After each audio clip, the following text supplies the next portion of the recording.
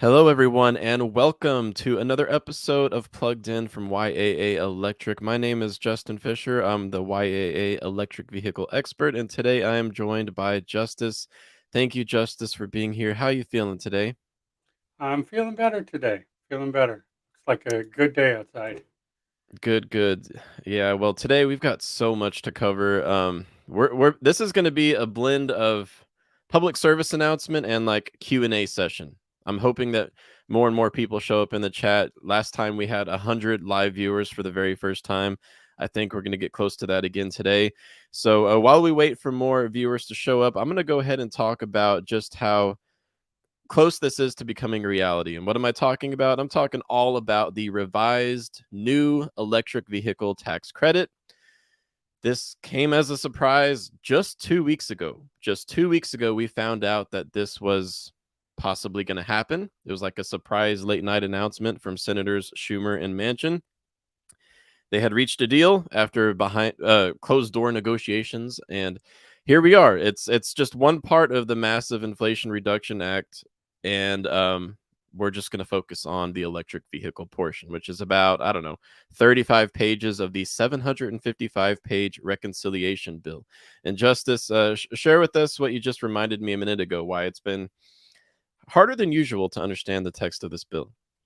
Yeah, like for a long time we were trying to figure out whether hybrids were covered or not because they just keep making references back and forth to other bills, and you're like, "Hey, it's 755 pages already and I have to go read 100 other bills." And it occurred to me just the other day, "Oh, this is a reconciliation bill. This isn't a standalone bill. They have to reference back to the original bill that this is reconciling." So that made sense to me once you figure that out, it makes more sense. Yes. Now, oh yeah, we won't even go into that whole learning process that I've been through, but yeah, you guys, the viewers, you guys have helped me uh get better at what we're doing because this has been a team effort to understand. And I've seen with other journalists too, with just articles out there from publications as big as Consumer Reports and Jalopnik. They've had to issue corrections and change some of the wording in their articles about this EV tax credit because it's been something we've all been wrapping our heads around in real time. But keep dropping your questions in the chat. We will get to them after we go over some of the first things we need to talk about with this tax credit. So keep dropping those questions in there. We'll answer them to the best of our ability. I want to start out by saying the latest news indicates that the House of Representatives will vote on this bill today. That is what the news is out of the Hill. I'm going to read you just a few quotes from this article because it really emphasizes just how close to reality this is. And then we're going to dive into this. Okay. Like, when should you buy? That is a key question we're about to address here in just a few minutes' time. So hold on. Okay. We know that the original Build Back Better plan included a very large, up to $12,500 EV tax credit that was contentious even among the Democrats. And that was full of debate and lots of just triggered clashes between different factions among the Democratic Party and some independents. But this week's vote, the Hill says, will get no drama, no such drama. That's what they say. I'm going to go ahead and read to you briefly. House Democrats of all stripes are lining up to approve the Senate's $740 billion tax and spending package on Friday when the lower chamber returns briefly to Washington, sending the legislation to Biden's desk. And it goes on to say the bill could likely clear the House without a single Democratic defection from the left or center of the party. Basically, as soon as this is signed, as soon as this is passed by the House of Representatives, it's already been passed by the Senate, which was the number one hurdle. That was the biggest hurdle. It could be signed by President Biden as soon as this afternoon. I've noticed in the past, I've tended to follow politics just kind of as a side hobby. They like to sign feel good bills right before the weekend. It's like I don't know, it's like a way to try to make themselves feel better about how crappy their job is.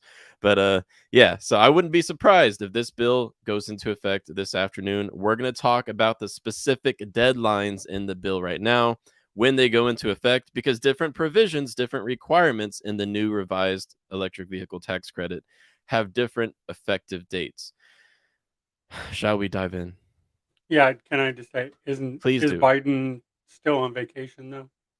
No Isn't he idea. still? I think he's still on vacation down in North Carolina, South Carolina, somewhere in there. So it probably Okay. won't be today, at least. Yeah, I'm not But he even might come gonna. back Monday for it. I don't know. Yeah, feel free to look that up while I'm going over this long list here because I want to know more about that, Justice. All right, so we're gonna talk about if you should buy now or wait. It depends on specifically which electric vehicle you are interested in, and we're about to dive into that. Okay. First, 3 out of 4 EV buyers in the United States still chooses a Tesla EV. They're great, great supercharging network, awesome vehicles, over-the-air updates, etc.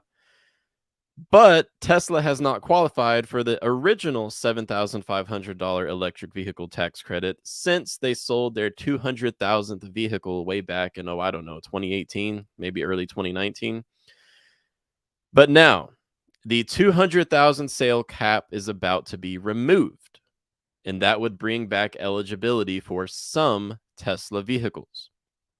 First, let me say this: there's a price cap in this new revised EV bill.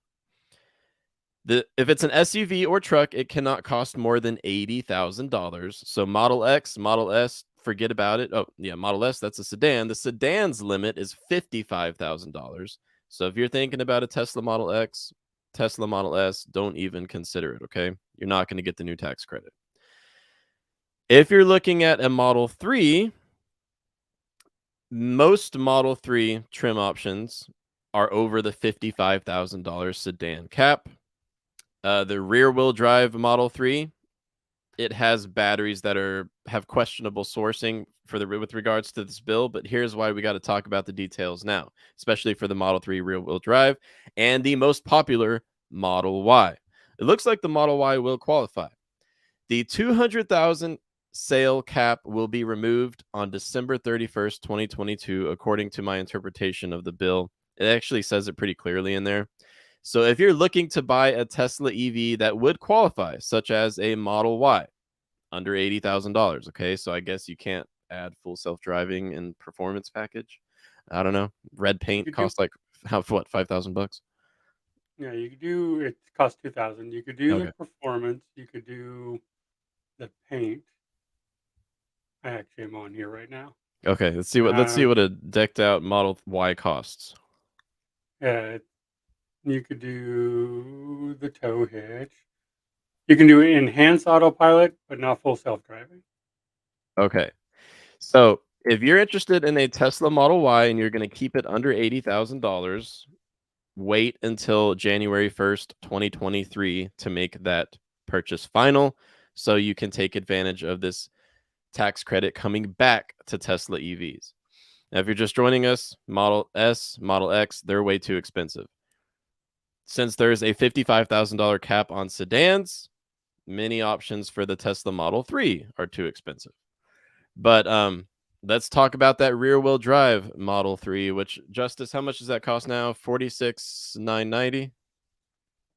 The rear wheel drive Yeah, the most affordable Model 3. is. See, so I got to remember not to do the potential savings. Oh yeah, Tesla likes to Yep, trick us. you're right. 46,990. Yes, 46,990 for the rear wheel drive Model 3 is currently the most affordable Tesla you can buy. However, it has batteries sourced from CATL, they're lithium iron phosphate batteries. And one of the most controversial parts of this new revised tax credit is that you have to have at least 40% of the battery minerals sourced from the United States or countries we have free trade agreements with. And it cannot be from countries that are of concern, which includes China. CATL is a Chinese company. All right, so the battery sourcing for the rear wheel drive Model 3, that's an issue. However, those battery sourcing rules don't go into effect until the Treasury Secretary finalizes the rules after it's signed by President Biden. People have been reaching out to me, giving me their thoughts and opinions on when that could be based on their expertise. And it sounds like it could be anywhere from a few weeks to a few months before the Treasury Secretary would finalize these rulings. And that's when the battery requirement would actually matter. So here we're looking at a situation for Tesla, number one EV maker in America and in the world. Or is it in the world? I think BYD took the first spot. I don't know. We'll talk about that later. You're in a situation where no matter what, the tax credit does not come back to Tesla until January 1st, 2023. However, if the Treasury Secretary jumps ahead of that and issues their battery restrictions before that, which they're supposed to, the bill itself says the Treasury Secretary is supposed to issue these rules before December 31st of this year, then the Model 3 loses it regardless. Okay. So now we're talking about the Model Y. In all likelihood, the Model Y will qualify again, yay, for the $7,500 tax credit. At the very least, half of that, 3,750. Why is that? Well, you got to start to think, where does Tesla source all of its lithium and all the different elements that go into battery production? I'll be honest, I don't know. I don't know where Tesla gets all of their minerals from, but that is key to qualifying for the full $7,500 tax credit. So we can be quite sure that the Model Y will qualify for at least $3,750 in incentives after January 1st and possibly the full 7,500. Okay? Yeah, interesting, right? Good Yeah, question. it's a Good. lot. I'm pretty sure that Tesla gets most of its lithium from China. That's why it was Giga Shanghai came up next to take up part of 51% it. 51% of global lithium uh, deposits or sources are right now in China. There could be Yeah, plenty more around the world that we have not discovered or mined yet, but right now 51% is in China, and that's out of the whole planet. So it's going to be tough, so tough for automakers to work through this. That's why the Alliance for Automotive Innovation has so strongly come out against the bill. Interesting how the tables have turned, huh? Good yeah. question from JMac in the chat. Is the mineral content requirement by dollar value or material weight? I don't know, and I believe this is precisely why the secretary has to issue the final rulings before this goes into effect because of exactly this type of question. Good question. All right, so if you want a Tesla, it's going to have to be a Model Y. You're going to have to wait until the first of the year, okay, of the new year. Moving forward, when Who, by the does way, who knew that the Secretary of Treasury knew so much about EVs and mineral mining? yeah, well, I wonder how much that was questioned when they were appointed to the position. Well, there's only one reason that it's the Treasury Secretary. It's because all of this is to be amended into the Internal Revenue Code of 1986. It's been amended many, many times, including the original EV tax credit in 2008. That was built into the IRS's code. So that's why it's the Treasury Secretary. It's because it's going to be built into the IRS's code. But, Justice, I get your point. Yeah. Hopefully, Uh, they've got a strong team of EV experts over there at the IRS, right? Doubt they do. All right. Next question I want to answer for you guys. Buy now or wait. When does the made in North America requirement go into effect? Another controversial aspect of this revised EV tax credit. Starting as soon as the bill is signed by the president, which could be this afternoon. I'm going to keep saying that, but Justice, let me know well, if no, he's on vacation. He's he's on on. one He's week on. vacation starting yesterday. So they don't sign bills on vacation. I'm skeptical of that. I mean, you could, but usually it's the paper bill, so they'd have to get it out to him in Oh, he's South excited about Carolina. this. This is his biggest Yeah, win of the presidency so far. I think he could sign it while he's on. Yep. I'm pretty sure it could be signed soon, very soon. All right. We can talk about that more in a few minutes. The Made in North America requirement goes into effect as soon as it's signed. The House of Representatives is likely voting on this today. It could be signed as soon as today. The short answer is as soon as President Biden signs the Inflation Reduction Act of 2022, this requirement does go into effect. All right. So if you're interested in any of the mini EVs that are built outside of North America, final assembly, you need to be thinking about getting a written binding contract immediately. If you actually want the car, if you're sure you want it and you're not getting taken advantage of with pricing, that's a whole nother subject. Feel free to head over to the YAA community forum. If you've got questions about that, our experts will help you. You need to be getting a written binding contract right now if your EV is made outside of North America. Now, we compiled the list to the best of our ability with every single EV that would be disqualified because of this new requirement. I'm dropping it in the chat right now. And I'm going to read just a few. I'm going to read all of the ones that are made overseas that would lose eligibility as soon as it's signed into law. Okay. My beloved Hyundai Ioniq 5 would lose it. It's built in Korea. Um, sad. Kia EV6, Audi e-tron, all variants. I'll go ahead and share my screen real quick. That would be good.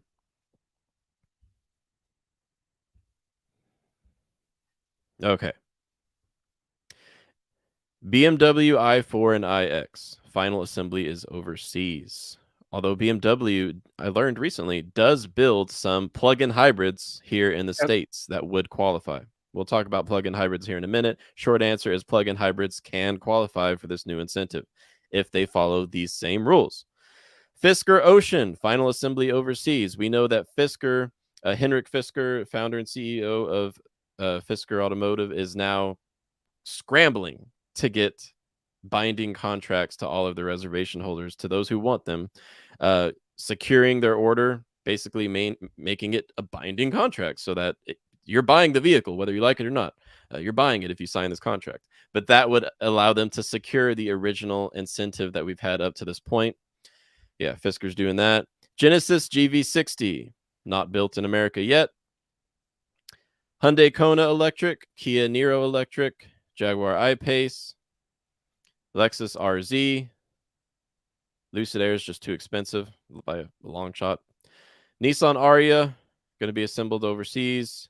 Polestar EVs are not yet built in America. The Polestar 3 will be like maybe next year. Rivian, they're just too expensive unless you somehow would be able to secure one under the $80,000 cap, which, Justice, is Rivian making that possible? Well, last time I checked, I was just going to check again. Go I ahead know and check. they sent me an email saying I could lock in one now and get the current tax credit. Yeah, go ahead and check, because I thought the $80,000 price cap would be the issue with Rivian, because Rivian's made in America, of course, but most of their options are well over $80,000. So let us know. Subaru Solterra is not officially on sale yet, but final assembly overseas. We talked about Tesla a minute ago.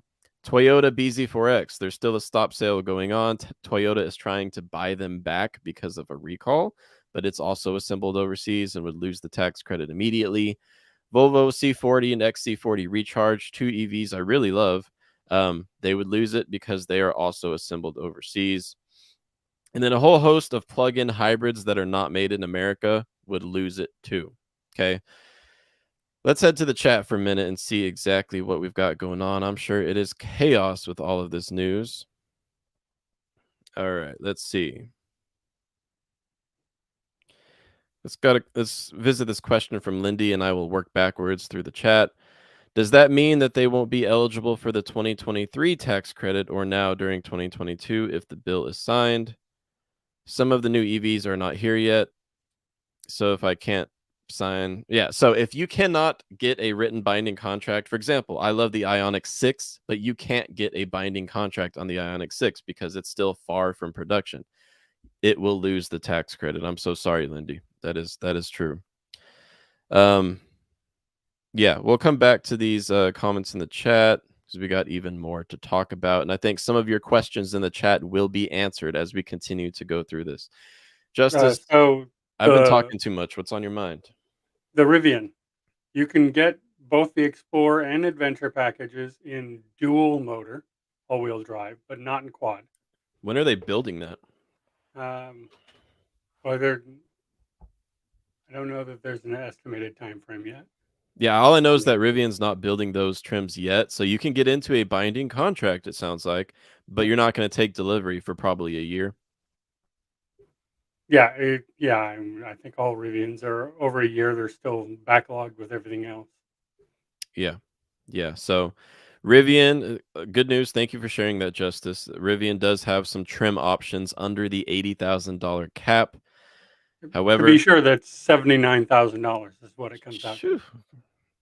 híjole, That is, quite expensive. Yep, but those of you like, if you're trying to pursue this with Rivian, you probably already know all about this because Rivian's been emailing you frantically in the Yep. past few days. What about Lucid? Well, the Lucid doesn't have a single thing under 55,000. No, they don't. But No, they they're have also been emailing out. I got their email too. Lock it in now for the current tax credit. Oh, that's right. Okay, so here's a misunderstanding. This is just a mistake on my part. Yeah, All right. Let's go back over that briefly. Everyone listen up. So, if you're interested in a high dollar EV like a Lucid Air or a Rivian R1T that costs $100,000, if you lock those in, you still get the original tax credit because there's not a price cap. So, yeah, my apologies. correct. So much to keep track of. Yeah. So the Rivian will qualify under the new one, and you can lock it in now for the current one. Yes. Lucid will not qualify for the new one at all, at starting at $180,000 now. So you would only be able to get the current tax credit. Yeah, and since that was my mistake, I will reiterate just one more time. If you're interested in a high dollar EV like a Porsche Taycan or a Rivian R1T that's $110,000, a Hummer EV maybe, whew, you can still get the original $7,500 tax credit if you have a binding contract before it is signed into law, which could be as soon as this afternoon. I still think it could be, or it could be when Biden gets back from vacation um, next week. Yeah, so much to keep track of. Donald in the chat for a Tesla Model Y. That's as long as you take delivery after January 1st. Yes, that's my understanding of the bill. The bill does say uh, the 200,000 sale cap is eliminated on January 1st, 2023. Tesla Model Y would once again qualify. Yes. Very good. Let's see what else is in the chat. And I think there's a lot of losers here, but the Model Y is the one clear winner out of this Yeah. bill. Interesting, because I'm pretty sure they did not intend that to be the case since No, Congress and the president, they have not had the best of relationships with Tesla. So yeah, that's funny. All right, question in the chat: is the new EV tax credit every 3 years limitation inclusive of 2022? Someone pointed out to me, I believe it was Jay. Thank you, Jay, for pointing that out. That the 3 year limitation actually is only in the part of the bill that corresponds to used EVs. So my apologies to anyone I've confused. I'm trying my best. Obviously, I'm not a lawyer, but yeah, trying my best and it looks like the 3 year limitation where you can only take advantage of the credit once every 3 years, that looks like it only applies to used EVs, and that's good news for most households if they're looking to go electric quickly. Um all right, moving forward. Justice, what's on your mind? it's just a lot to digest and get through. I know you've read through the bill several times. I tried once, and I think I fell asleep. It was crazy to try to read through all that. And I must be clear, a lot of my improving understanding of the Inflation Reduction Act has come from the power of the crowd. A lot of people have reached out to me and helped me to better understand this bill, and we've made a lot of improvements, a lot of advancements with our understanding because of that. So thank you for sharing your insights, everyone. Good comment here and question from the chat from John. Won't the Chevy Bolt be a terrific option for budget consumers? Yes, the Bolt had lost the original tax credit because of the 200,000 sale cap that General Motors surpassed. But with the new bill, beginning on January 1st, 2023, the Bolt will get the credit back. It is built in America with batteries assembled in America. I don't know where they get their minerals from. I don't think anyone does, not even members of Congress. But yeah, the Bolt will be up to $7,500 more affordable starting in January. Now, Which would just make it the first sub $20,000 EV, right? they've got With those in that credit? Asia, but yes, in the United Here, I States, mean, yeah, yeah, yeah, yeah, for sure. That, but here's the catch, Justice. You and I know that dealers, additional yeah, dealer markups. If you we start know to where that's see going. one thing I know for sure, because I know this for sure from reading the bill a few times. There is no mention in the law, in the proposed law, that would forbid dealers from marking up their vehicles because of this new EV incentive. Like, if the Chevy Bolt is going to start to get the $7,500 tax credit back, I could see some Chevy dealers marking up their bolts by $7,000. And then they're like, yeah, we marked it up by 7,000, but hey, it qualifies for a $7,000 tax credit. So we've got to Like, keep an eye on that. Gonna be a lot of shows about that in the future. isn't that what Ford already did? Yes. Right? They're increasing the Lightning by $7,000 MSRP. Yes. What a coincidence! What a coincidence. And Ford does not even make a profit on the Mustang Mach-E anymore. So I'm sure they're eager to jack up some prices. We've got 100 viewers with us once again. Thank you, everyone, for being here. About to continue on through this discussion. We will answer more questions in the chat. Please like and subscribe. That helps us grow this channel. We hope that we offer a unique perspective on all things EVs. Okay. Where should we continue next? So much going on. This whole battery mineral thing is causing a lot of stress, isn't it? It is. It is. And so suddenly it looks like the Silverado EV and Blazer EV and what I love, which is the Equinox EV, those are all going to become even more affordable, attractive options with this new bill. So if you're thinking about buying an electric crossover or an electric truck, but especially electric crossovers, consider holding out until the Equinox and Blazer enter production next year, because they're going to qualify for at least half of this tax credit. Once again, depending on where GM gets its minerals for Ultium battery production. So many unknowns, right? So, and MSRP will increase on those. So we'll see how it all shakes out. But I Yes, think yes. you're going to see a lot of $79,000 EVs trucks Yeah. and SUVs. And Grant, great question here in the chat. I'm a big fan of the ID4, test drove them many times. Any advice on how to find out the VIN number if an ID4 is built in Tennessee? Grant, if you could drop me an email at justin@joinyaa.com, I would love to help you find this out if we can. Um, it's just a little bit too much to get into right now, but yeah, drop me an email. We'll figure this out. Justin@joinyaa.com. Okay, talking more about when to buy. So if you want to buy a Tesla, as 3 out of 4 EV buyers in America do, if you want to buy a Model Y, which so far is the only one that would definitely qualify, wait until January 1st, 2023. Okay. If you want something that's not made in North America, you should have bought it yesterday or get a written binding contract today, ASAP.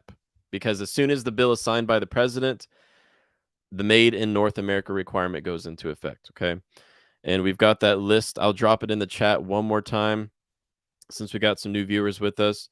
If you're looking to find out which EVs would lose the credit because of the made in America requirement, made in North America requirement, um, this list will help you figure that out. Okay, boom, it's in the chat. Just real quick, Justin, on the VIN question, don't forget it's if it starts with a 1, 4, or 5, it's made in the U.S. Oh, see, If I it didn't know that. starts with a 2, it's made in Canada. If it starts with a 3, it's made in Mexico. If it starts with anything else, it's made somewhere else. Did not know that. Thank you, Justice. That's why you're one of our auto experts on the community forum. Yeah, you're a wealth of knowledge. All right, yeah, hit that like button, please, so we can grow the channel. All right. Good point from Robert. Best charging network is why Tesla is the best selling EV. Yeah, I've had some charging pains in my Ionic 5. I enjoy the ride comfort and several of the features of my Ionic 5 more than I had when driving several Model Ys. I rented Model Ys, but I'll tell you what, the supercharger network just smashes Electrify America. So I agree with you there. Which is a question of when they open up to everybody, what that's going to do to Tesla sales. If most people are buying for that network, and I think there are a lot of people who do, well, if you can use that network in any vehicle, what's that going to do to Tesla sales? Yeah. Yes, indeed. Let's get a little bit further into the weeds. It sounds like we're already in the weeds, but we've got to talk a little bit more about these battery mineral requirements. Oh, I just hate talking about this, but it's so important. The Ford Mustang Mach-E, the F-150 Lightning, and a number of other EVs that are built in North America still have uncertainties when it comes to where they get their minerals from, because there's a clause in there that says they must have 40% of battery minerals from the United States or free trade agreement countries once the secretary publishes the final rules. Now, free trade agreement countries, that's going to be Mexico, Canada. I'm only mentioning the ones that have significant battery mining going on for minerals used in batteries. Chile, lots of mining going on there. That's a free trade agreement country. And Australia, that's another one. Okay. But why am I bringing this up? Because it's even possible that some Ford EVs, like the Mustang Mach-E and F-150 Lightning, could lose out on some or all of the EV tax credit, most likely half of it, based on where the minerals come from in their EVs. It's wild, isn't it? So when does the battery mineral requirement go into effect, which would be starting out at 40% sourced from North America or sourced from the United States or trade agreement countries? That would go into effect as soon as the Treasury Secretary signs the guidance. The bill says that must be before December 31st, 2022. So at some point before the end of the year, the battery mineral sourcing requirements do go into effect. The battery component requirements call for at least 50% of the battery components, so like making the battery packs, to be sourced in the United States at the same timeline. So as soon as the Treasury Secretary signs the final guidance, must be before the end of this year. Ford is definitely frustrated about this. They're a big part of the Society for Automotive Innovation. I'm sorry, Alliance for Automotive Innovation, who issued this very, very furious statement just the other day saying, yeah, most of our EVs that we've spent billions of dollars engineering are not going to qualify because of this new bill. So, man, we'll have to be talking What about this over and over again, Justice. do you know if? And I didn't read it, so maybe you know. Is the battery makeup, whatever, is that going to have to be on the Monroney label? How are we going to know, looking at it, where what percentage of the battery? Like right now, I know it says assembled in Mexico, assembled in America, whatever on the Monroney label. Are the battery components going to have to be on there? How would we as consumers know? Or are we Yeah, I going don't to know. take a dealer's word for it? Well, here's what I do know. So I don't know how they're going to convey this information to the consumer, but in the bill, it does say that manufacturers, auto manufacturers, and dealers have to basically become part of a information sharing system between automakers, dealers, and the IRS that keeps track of all of this information. So that's another reason why those requirements do not go into effect on day one, because that's impossible. Um, yeah, the battery sourcing, battery component requirements will not go into effect because they literally have to set up a whole new system to keep track of exactly what you just talked about, Justice, where all of these battery minerals come from. And that's a mess. Would not want to be working on that project. And who's enforcing this? Since this is Not, under the IRS, is the IRS enforcing these rules?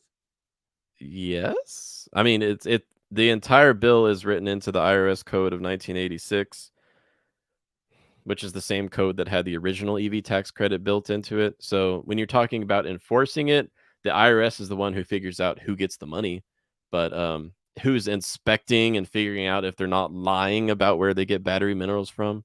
No idea. Justice, can you help us with this question? I mean, it's okay if we don't know. Is there a big lithium mine in the US? I know that Tesla bought land in New Mexico for this purpose. Yeah, they're exploring it, but I don't think there is like a substantial lithium mine in the U.S. Yeah, not substantial. There's one starting in North Carolina right now, actually, but these are all just a drop in the bucket considering that China Yeah, has 51% of lithium sources right now. So, um, A lot of the frustration in the industry is clearly because the industry has felt like they're doing the right thing when working towards electrification for the past decade. They've invested billions of dollars, and now they feel like they're getting penalized for it because, like I told Zach last time on the live show, um, I need to like trademark this. Geopolitics does not dictate geology. That is a fact. Yep, geopolitics, that does not affect where lithium sources are in the Earth's crust. So it's just strange. But let's see if there's some other questions we can help address in the chat. I'll stop talking for a minute. So Chile um, has the largest lithium reserves in the Hmm. world. So good for us since they're a free trade country. Yeah, free trade agreement country. And what were some other ones on the list? I'm actually looking up those right now. Bolivia, Argentina, Chile. Actually, number 4 is the United States, and then Australia. So China's actually number 6 on the list. So Okay. we actually have more lithium here by almost 2 million tons than China does. Then I believe the stat that I saw would definitely be 51% of lithium mines. Yes. Okay. Yeah, this is reserves, not mines. China still has all the mines. All right, I'm going to address a few questions. Dale, I saw a good one from you about the ID Buzz. I'll get to that next. First, George, will the $7,500 credit happen at the dealership or do you have to file on taxes? Excellent question. We do have a solid answer for that. It becomes a rebate option at the point of sale, January 1st, 2024. So 1 year, well, that's not 1 year. That's like what, 14 months from now? 15, 16 months. January 1st, 2024. That's when you can start to claim it as a point of sale rebate. The law does say that they need a whole year to establish that infrastructure for the transfer of credit, how they're going to exchange money, stuff like that. So, yeah, it will become a rebate in January of 2024. Good question. Question from Dale. Do you think the US version of the Volkswagen ID Buzz will qualify? Justice, I don't know. Is this going to be built in Chattanooga? I thought it was only the ID4. Yeah, I thought it was only ID4 too. I didn't think the Buzz. It says pretty sure the Buzz wasn't being built here. Go ahead and look that up while I go on to some other Yeah. questions, please. Seth, I'm hoping for the best here. It says that I'm hoping that my local Kia dealer will be able to put a binding contract for my order that will arrive in September. September is pretty soon, so I'm hoping that it can happen. I think it could, but here's where it's going to depend on the motivation of your dealer. This is one of the benefits of, I guess, direct to consumer sellers like Tesla, Lucid, Rivian, and Fisker, because now you're depending on your Kia dealer to have the motivation to help you secure this incentive. Basically, is your salesperson willing to go out of their way to prepare a binding contract for you ASAP, like today? I hope they will. Stay in contact with us. If you want to email me at justin@joinyaa.com, let us know how that goes. Definitely be happy to be a part of that. Let's see. I like this comment from Learning Fest, and then I guess we'll wrap it up in about 5 minutes. Today we've gone a little bit over, but it's definitely warranted. The Cybertruck. Well, $80,000 the price cap for trucks, so keep that in mind if you're interested in the F-150 Lightning, Silverado EV, and the Cybertruck. I guess the Hummer EV won't qualify. Um, the Cybertruck would qualify if the price is anywhere near what it was originally promised. I would say there's a bit of wiggle room there because we know Elon Musk already said it's not going to be starting at the original price that they had quoted because raw material prices have literally gone up 130% in the past 1.5 years for all EVs. They've got to take that into account because a Cybertruck is massive and it's going to require quite a large battery pack. And that means even more raw materials going into that. It's going to cost more, but I think it could still cost under $80,000. I mean, I'm sure hoping it does, right, Justice? Yeah, I think it will. I think the at least the base will be well under 80,000. I'm guessing around 60, and then once you get up to the quad motor and long range and stuff, it'll go over 80. That's Yes. my guess. And did you find out about the Volkswagen ID Buzz? Yeah, so initially it is all going to be imported from Germany, um, but they are saying ultimately, with no definitive date, um, they plan to build in the US or Mexico. Mhm. Okay. So that would be good. No firm answer there, but looks like it would be headed in the right Yeah. direction. But the Um, first releases will all come from Germany. and Seth, we just revisited we just looked at your question a minute ago, but I want to talk about it one more time. Since I'm not a legal expert and I'm not an auto sales expert, Justice, you might be able to help with us here, but I would recommend asking your dealer representative if what you have is an actual binding contract. Use those specific terms, binding contract, because Justice, what can you help us out with here? Yeah, because most of the time they're not. They're just build orders. Yes. And from the way it traditionally works, to have a binding contract, you would need a VIN number. So without a VIN number, you don't have anything. But I don't know what these companies are doing to scramble right now. I don't know if they're just assigning a VIN number long before the vehicle even starts production or what. Well, I had a viewer point out that the portion of the bill that talks about this specifically, it does not require a VIN number. You require a VIN number when you file your taxes to claim the credit. So there's one of Well, those that's one of those gray areas. Like it but doesn't to require. be a binding contract, you would need a VIN number See? because Thank you. you can't bind on air. You're right. You Okay. can't sell air. You have to sell something, and that Yeah. would have to be a VIN number. Yeah. Traditionally, I don't know if there's skirting rules. I don't know, but Yeah. traditionally in a vehicle contract, until there's a VIN number, you don't really have a contract. Yeah, that's wild. You're right. You're right. Because I had a VIN number when I secured my Ioniq 5, I don't know, a month and a half before it arrived. Yeah, Interesting. it's the first thing that gets manufactured on a car is the VIN number. So it looks like we're kind of addressing this question right here in the chat.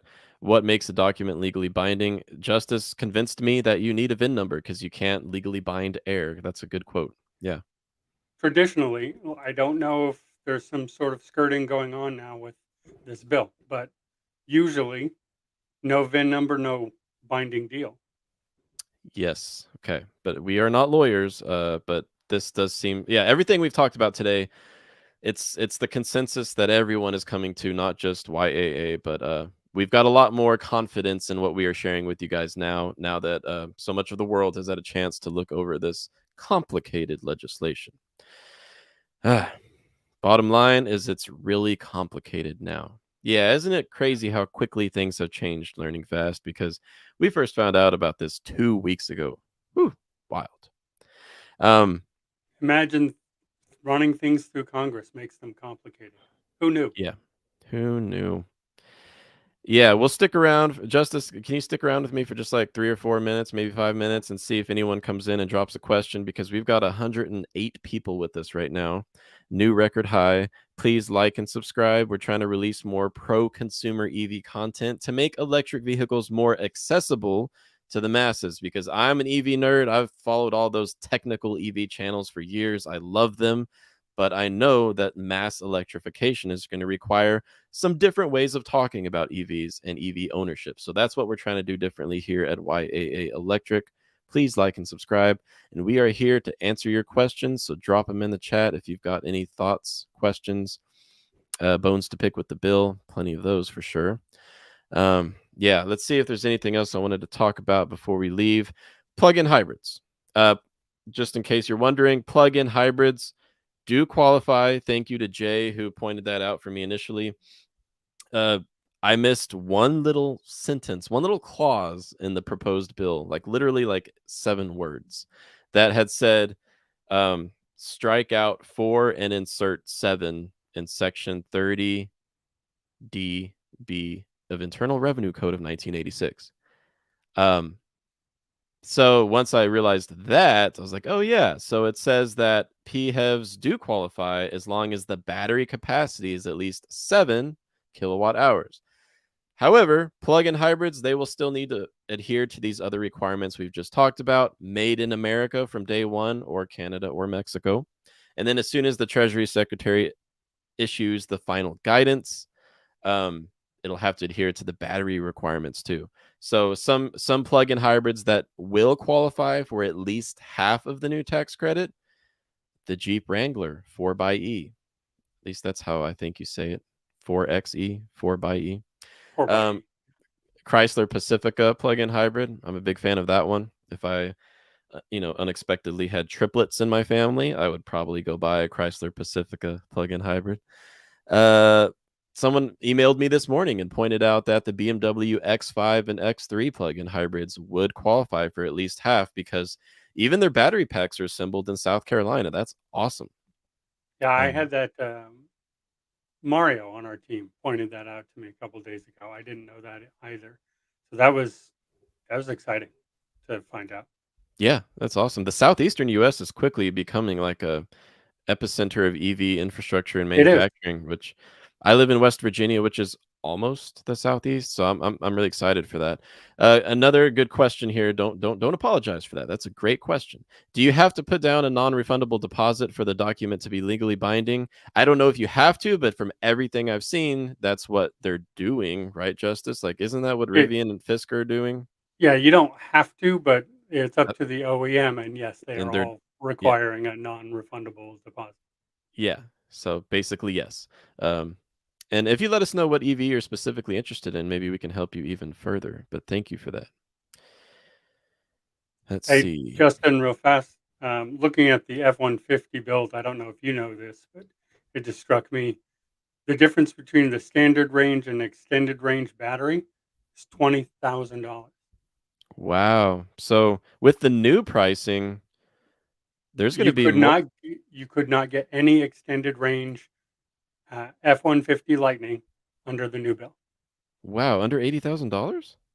Yeah, so the cheapest with the extended range battery is 80,974. Huh. You could get the standard range, which is only 59,474 on Wow. the XLT. You can get the Pro, but everything past that, you can get the Lariat, depending on your packages, because it starts at 74,474. But again, you get the extended range battery, and you're over $86,000. Well, here's my controversial hot take about electric trucks that I've kind of been working my way around to, and I think plenty will disagree with me. After looking deeper at the spec differences between the F-150 Lightning and the Silverado EV, at least on paper, I would wait for the Silverado EV. It charges way faster. I mean, I have nothing against Ford. I know we bash them a lot here at YAA, but that's based on their business practices. Um, Yeah, the Silverado EV, it's going to be a whole year later. You're going to have to wait an extra year, but it charges a lot quicker. It has even more vehicle to load capability. It might be worth waiting for. I actually Uh, agree. I think it would definitely be worth waiting for with all the specs considered. Yes, and I just noticed what time it is. Wow, in 10 minutes, we're going to be live. Not me and you, but YAA will be live again for the broader automotive market, not just EVs, at the Ray and Zach channel. So in 10 minutes, head on over there. We're going to have to wrap this up. Justice and I will be there. Yeah, I want to go ahead and shout out Amadeus and say if you want to talk about resources for fleet adoption of EVs, email me at justin@joinyaa.com. Justin@joinyaa, because I'd love to chat with you further about this, but that's a whole nother topic. Good question, though. We got one more. We got time for it. Would I have to order my Bolt in the new year to qualify? No, not order. You'd have to take delivery, or you'd have to sign the papers that makes it yours after January 1st, 2023. Okay, so don't take delivery before January 1st if you want to qualify for these incentives. And we got to mention that there's also like the income restrictions, right? But Yeah. if you want to learn out all the details about that, head to joinyaa.com. Go to the resources tab, click on blog. You'll see all of the things that I'm working on to try to make this as less stressful for all of us because we're all kind of stressing out right now. And I've just dropped another link to the resource in the chat. If you want to see like the income limits and all of that stuff we don't have time to get into right now because the show is about to be over, head to that link and that should help. Justice, what are your closing thoughts? Because today's been a wild one. Closing thoughts are this is a moving bill Yeah. that, like, before it gets signed in the House, we have no idea if it's going to get changed, and then what the Secretary of Treasury is going to say when they do it after that. So this is a moving bill that even the New York Times had to issue several corrections as more and more of their actual lawyers look over stuff. So it's complicated. I think it's still going to evolve before it gets implemented. Yeah. Yes, and you can always reach out to me, Justin at joinyaa.com, or better yet, head over to the YAA community forum. We have an electric vehicle forum that I'm on every day. Justice is there. We've got other auto experts there. Lots of good discussions going on. We'll be back Monday with more to talk about, and I think there's a greater than 50% chance this will be signed by the president. We'll see if he takes a moment away from his vacation to get that done. We'll see, Justice. But thank you so much for joining me. Thank you for having me. Always a pleasure. All right, like and subscribe, you guys. See you next week.